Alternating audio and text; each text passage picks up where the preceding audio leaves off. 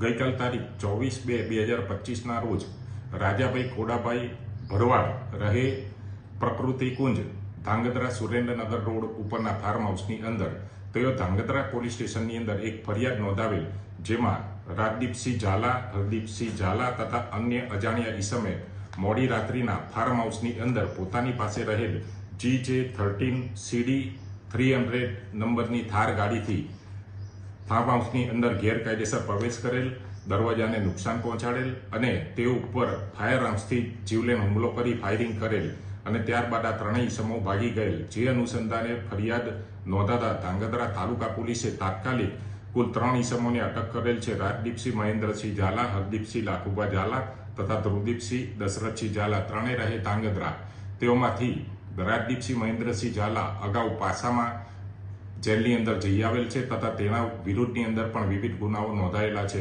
આ ત્રણેય ઈસમોની અટક કરીને આગળ રિમાન્ડની કાર્યવાહી હાથ ધરવામાં આવેલ છે.